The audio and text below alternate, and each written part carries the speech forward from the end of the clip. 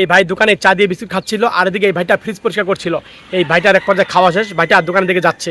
আর তখন দোকানদার বললো, এই ছাব্বির, এই কাজ রেখে আগে টেবিলটা পরিষ্কার কর। আর তখন ছেলেটা টেবিল পরিষ্কার করতে গেল, আর টেবিল থেকে যায় দেখে যে ফোন রাখা আছে, আইফোন। ছেলে দেখে বললো, ওরে আইফোন, এটা আমি দিব না, এটা আমার লাগবে। এই কথা বলে ছেলে দেখেন মোবাইলটা নিয়ে তার পকেটে ঢুকালো। এই ভাইটা দোকানে বিল দিতে আসলো, আর তখন টাকা বের করে বললো, এনো বিল। আর তখন এই ভাইটা বিল দিবে। এই ভাইটা মানিব্যাগ থেকে আরও টাকা দেখছে, আর তখন এই ভাইটা ভাড়ি টাকা দিল। আর তখন বললো, একটা কাম করো, কিছু টাকা বের করে বললো, এই টাকাটা নাও। এই ভাইটা দেখছে, বললো, এই ছেলেটার কাজ কাম অনেক ভালো লেগেছে, এই ছেলেকে তুমি টাকাগুলো দিয়ে দিও। এই ভাইটা এইভাবে বললো। আর তখন বললো, আচ্ছা ঠিক আছে। আর তখন ভাইটা চলে যাচ্ছে, বলে, ছাব্বির এদিকাই। আর তখন ছেলেটা ভয় পেলো, আল্লাহ জেনে গেছে মনে হয়।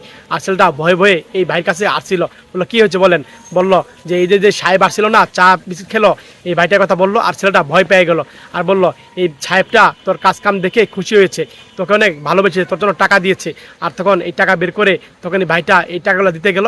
আর তখন ছেলে বলল যে, ভাই এই টাকাটা রাখেন, আমি আসছি। এখানে দৌড় দিয়ে গেল। আর তখন এই ভাইটা তখন দেখেন যাচ্ছিল, বললো, ভাই এই যে আপনার ফোন রেখে গেছেন।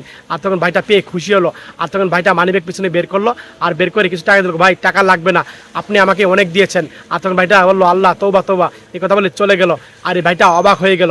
এই ভিডিওটা দেখে যদি আপনারা শিক্ষা গ্রহণ করতে পারেন, মন থেকে শেয়ার